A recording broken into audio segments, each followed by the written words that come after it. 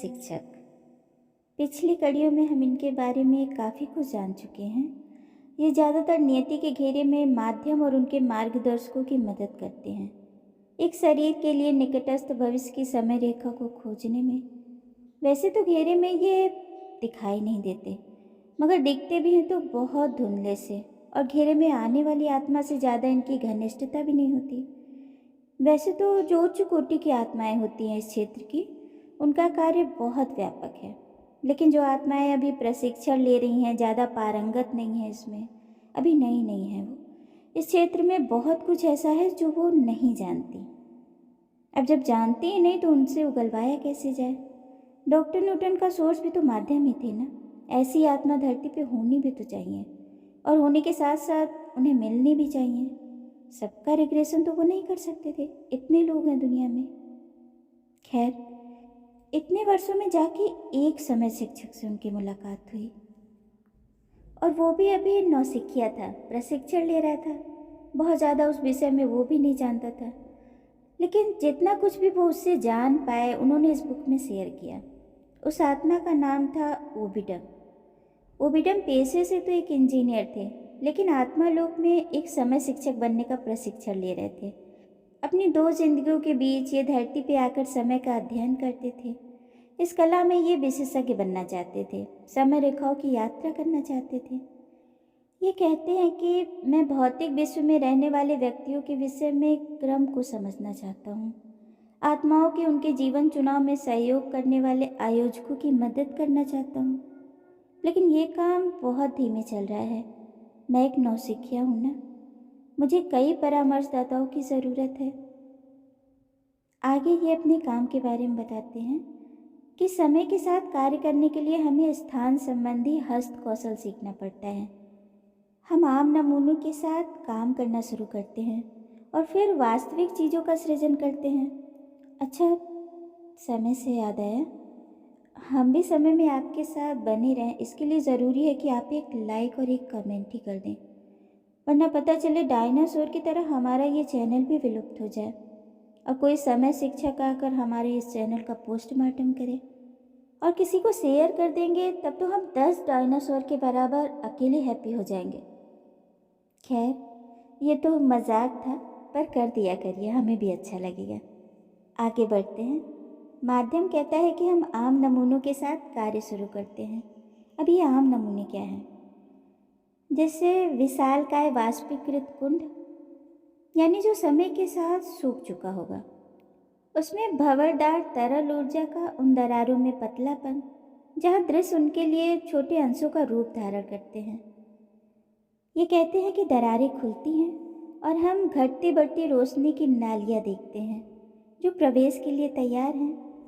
लेकिन ये सबको शब्दों में बता पाना बहुत मुश्किल है।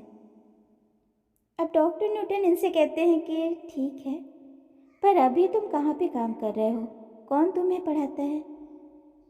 इस पे माध्यम बहुत शांत भाव से कहता है कि समय प्रशिक्षण एक मंदिर में दिया जाता है। हम इसे समय का मंदिर कहते हैं, जहाँ शिक्षक हमें घटनाओं के लिए ऊर्जा क्रम के उपयोग के बारे में शिक्षा देते हैं। ये जो समय रेखाएं होती हैं वो घटनाओं के ऊर्जा क्रम के रूप में होती हैं जो आगे बढ़ती हैं। ऊर्जा के इन कणों को किसी एकीकृत क्षेत्र में सिकोड़ा जाता है और ऊर्जा के प्रवाह को नियमित करने के लिए उन्हें खींचा जाता है। ये सब कुछ रबर बैंड से खेलने जैसा लगता है। अब देखिए, यहाँ पे एक सवाल उठता है कि क्या ये लोग भूत, वर्तमान और भविष्य तीनों घटनाओं को परिवर्तित कर सकते हैं, यानी इसमें हेर फेर कर सकते हैं? तो इस सवाल पे माध्यम जवाब देता है कि नहीं, हम ऐसा कुछ भी नहीं कर सकते। मात्र हम ऊर्जा क्रम को मॉनिटर कर सकते हैं, और इसके लिए हम क्रम में प्रवेश करते हैं और फिर बाहर निकल जाते हैं। इस दौरान हम अपनी गति को बढ़ाते घटाते रहते हैं। गति को बढ़ाने के लिए हम ऊर्जा को संगठित करते हैं और फैलाव के समय गति को धीमा कर लेते हैं। शायद ये कहना चाहते हैं कि ये कुछ भी नया नहीं बनाते हैं, बल्कि जो कुछ भी पहले से है उसी का निरीक्षण करते हैं। डॉक्टर न्यूटन आगे इनसे पूछते हैं कि सबसे पहली बार किसने समय क्रम को निर्मित किया था और तुम किस उद्देश्य के लिए समय शिक्षक के रूप में कार्य कर रहे हो? इस पर माध्यम कहता है कि मैं ये कैसे जान सकता हूँ कि समय क्रम को किसने पहली बार निर्मित किया था। मैं तो मात्र प्रणाली में कार्य करने की कोशिश कर रहा हूँ। हमें एक घटना का कार्यभार दिया जाता है, उस घटना के सभी मानवीय विकल्पों का अर्थ होता है। हमारे द्वारा किए जाने वाले सभी व्यवहारिक उपयोगों में सोच और कार्य की मानवीय धारा शामिल रहती है, जो समय की नदी में मिल जाती है, और ऊर्जा के अंशों में स्मृति भी शामिल रहती है, क्योंकि क्रम में ऊर्जा, विचार और स्मृति तीनों ही वाहक होते हैं, और ये कभी भी गुमनामी में खोते नहीं हैं। वो प्रणाली जिसके द्वारा समय अनुभव होता है, सोच से ही तो आरंभ होती है, फिर विचार को आकृति देने से, और इसके बाद घटना, और अंत में घटना की स्मृति। और ये सब कुछ ऊर्जा के प्रत्येक कंपनित कण के स्वर में रिकॉर्ड होता है। हम इसे ही दोबारा प्राप्त करते हैं।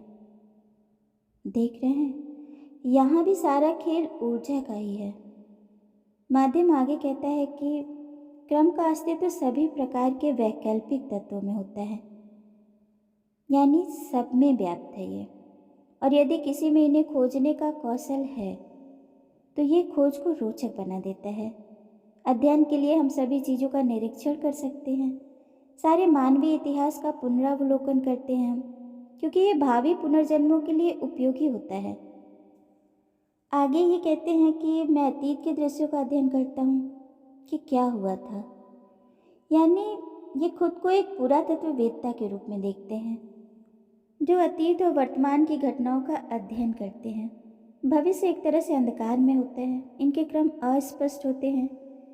आगे ये अपने बारे में बताते हैं कि इनकी कक्षा में इनको लेकर 6 आत्माएं हैं, यानी इनके अलावा 5 और हैं, और ये इन 5 आत्माओं को पहले से नहीं जानते थे। शायद अलग अलग समूहों से ये आत्माएं उठाई गई होंगी, जिन्हें एक ग्रुप में समय शिक्षक के प्रशिक्षण के लिए तैयार किया जाने लगा। आगे ये अपने प्रारंभिक प्रशिक्षण के बारे में बताते हैं कि इन्हें सबसे पहले गैलेत नाम की एक भौतिक दुनिया में भेजा गया था, जो भौगोलिकता में देखे तो पृथ्वी के ही समान था। अब वैसे तो बहुत पहले इस संसार की संस्कृति बहुत महान थी, तकनीकी रूप से भी ये ग्रह बहुत उन्नत था, बहुत विकसित था। यहाँ तक कि गैलेतवासी अन्य ग्रहों की यात्राएं भी कर सकते थे, इतने सक्षम थे ये लोग। लेकिन हर वो चीज़ जो बनती है ना, तबाह भी होती है। यहाँ के लोगों ने खुद सब कुछ तबाह कर दिया।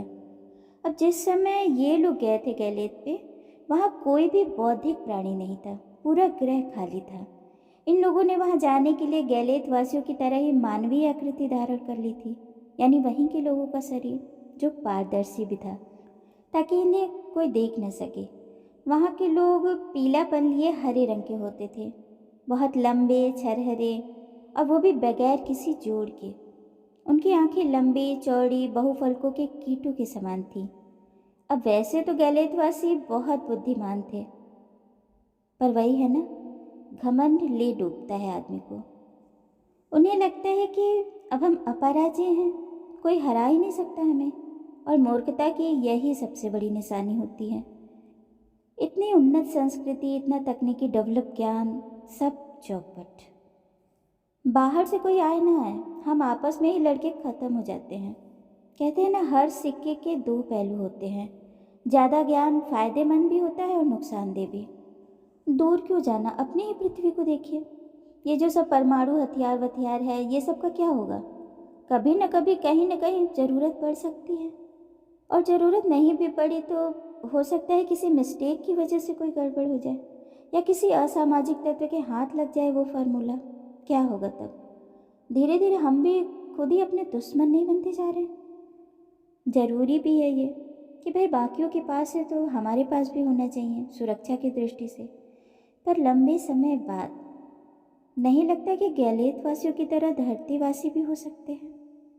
खैर, अब डॉक्टर न्यूटन कहते हैं कि तो यहाँ क्या करने आए हो?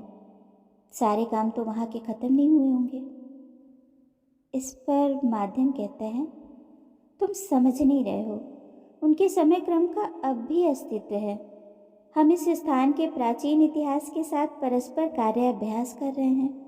उस ग्रह का टकराता हुआ आकाशीय प्लेटफॉर्म, जो ग्रह को अभी भी घेरे हुए है, शायद ये वायुमंडल की बात कर रहे हैं। आगे कहते हैं ये कि जमीन पर निवास स्थानों के विशाल क्षेत्र हैं वहाँ, जो अब खाली हैं और टूट भी रहे हैं। इनके शिक्षण के प्राचीन कमरों में पौधे उग रहे हैं जो कभी महत्वपूर्ण रही सभ्यता के अवशेषों को नष्ट कर रहे हैं। हालांकि अतीत का सब कुछ हमेशा के लिए नष्ट नहीं हुआ है। माना कि गैलेतवासी नष्ट हो चुके हैं, पर उन्होंने जो कुछ भी किया वो अब भी सजीव है। उनकी विजय, उनकी पराजय, उनकी गलतियों का अध्ययन किया जा सकता है। मैं एक निश्चित क्षणों की वार्तालाप करते हुए व्यक्तियों का पता लगा सकता हूँ, अन्य जाति से पराजित होने से पहले और यहाँ से दूर, उनकी सभ्यता में मिलने से पूर्व वो क्या सोच रहे थे। उनकी एक संगीत में भाषा होती थी जो उनके टूटे हुए यानों और उजड़ी गलियों के चारों ओर गूंजती थी। हम अपनी ऊर्जा को विकर्ण करते हैं और उनके अतीत के गलियारों में मर डालते हैं। इसमें हमारे शिक्षक भी सहायता करते हैं, हमारे कंपनों को समायोजित करते हैं। आगे माध्यम बताते हैं कि अगर मैं इसमें निपुण हो गया ना, तो आयोजकों के लिए एक सलाहकार के रूप में कार्य करूँगा, जो लोगों के लिए निश्चित दृश्यों का खाका खींचना चाहते हैं, जैसा कि पुस्तकालय या नियति के घेरे में होता है। उनकी सहायता कर सकता हूँ मैं। अब डॉक्टर न्यूटन एक आखिरी सवाल उससे पूछते हैं। वो कहते हैं कि मान लो दो जिंदगियों के बीच मैं कुछ समय के लिए एक आत्मा बन जाऊं, तो क्या मैं अपने पैतृक शहर को, खुद को, अपने मित्रों और परिवारीजन को अतीत में दोबारा देख सकता हूँ? तब के समय में जब मैं एक लड़का हुआ करता था। लेकिन इसका आत्मा लोक में पुनः सृजन से मतलब नहीं होगा, बल्कि वास्तव में मैं धरती पर एक देह मुक्त स्थिति में लौटना चाहता हूँ, जैसा कि तुमने गैलेत भी किया था।